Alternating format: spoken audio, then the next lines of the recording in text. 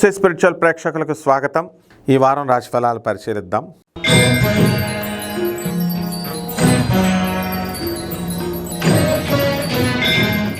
మేషరాశి. ఈ మేషరాశి వారికి అందరికీ కూడా మే 6 నుంచి మనకి బుధుడు మేషరాశిలోకి వచ్చేసాడు.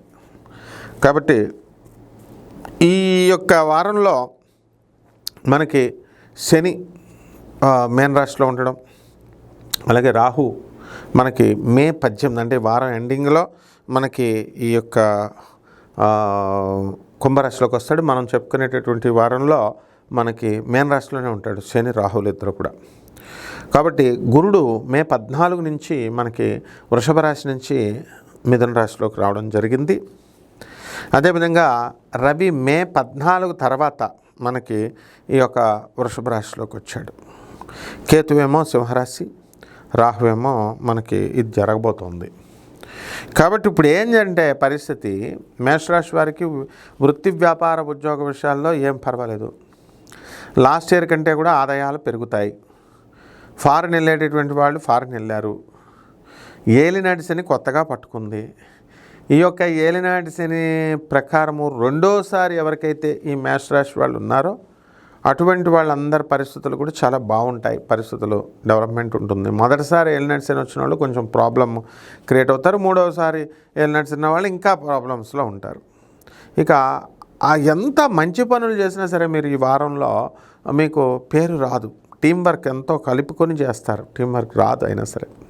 రైతులు కూడా మేము చాలా బాగా పండించామండి, వర్షాలు ఇవన్నీ కూడా లేకపోయినా సరే మేము నీళ్లు తెస్తున్నాము అని చెప్పినా సరే కూడా మనకి పంటల విషయంలో కొన్ని ఇబ్బందులు, రైతులు అంతగా వృద్ధి చెందలేకపోతారు. ఇక స్టూడెంట్స్ ఎవరైతే ఎలక్ట్రానిక్స్ ఈ యొక్క స్టూడెంట్స్ ఉన్నారో వాళ్ళకి యావరేజ్గా ఉండడం అనేటటువంటివి జరుగుతాయి. ప్రభుత్వ ఉద్యోగాలు, క్యాంపస్ ఇంటర్వ్యూల కోసం ప్రయత్నిస్తున్నటువంటి నిరుద్యోగులంతా కూడా వాళ్ళకు చక్కగా మంచి రిజల్ట్స్ వస్తాయి. అలాగే అసిస్టెంట్ ప్రొఫెసర్లుగా ఉన్నటువంటి వాళ్ళు మాకు జీతాలు పెరగాలి అనే ఉద్దేశంతో వాళ్ళు కనుక చేస్తున్నట్లయితే వాళ్ళకి ఎప్పుడో కోరికలు తీరును. ఇప్పుడు వాళ్ళు చేస్తున్నటువంటి ఈ యొక్క స్ట్రైక్లో ప్రభుత్వం మేమే హెల్ప్ చేయలేమో అని ఇలాంటి గొడవలు జరుగుతూ ఉంటాయి. మేషరాశి వాళ్ళు ఇందులో ఉన్నటువంటి ప్రొఫెసర్లు కానీ వీళ్ళు కానీ వీళ్ళందరికీ కూడా ఉద్యోగాలు స్థిరత్వం ఉంటుంది కానీ ప్రమోషన్స్ రావు. కాబట్టి మా పరిహారాలు ఏం చేసుకోవాలంటే ఈ యొక్క మేషరాశి వారి ఏలినాటి శని జరుగుతుంది కాబట్టి శని జపం చేసుకోవాలి, శని స్తోత్రాలు చదువుకోవాలి. శనికి కిలోంపావు నల్ల నువ్వుల్ని, నల్లని వస్త్రాల నుంచి పేద బ్రాహ్మణులకి శనివారం నాడు ఉదయం 8 గంటలకి దానం చేసుకోవాలి. దశమహావిద్యల్లో ఒకటైనటువంటి మహాకాళి అమ్మవారి యొక్క హోమాన్ని మీ ఇళ్లలో జరిపించుకోవడం ద్వారా చాలా అద్భుతంగా ఉంటుంది. రావి చెట్టు ఒకటి సెలెక్ట్ చేసుకోండి. రావి చెట్టుని మీ ఇంట్లో వేసుకోండి. దాని చుట్టూ 108 సార్లు మీరు ప్రదక్షిణలు చేసుకోండి. ఓం శనిశ్చరాయ నమః అంటూ సరిపోతుంది. శుభమస్తు.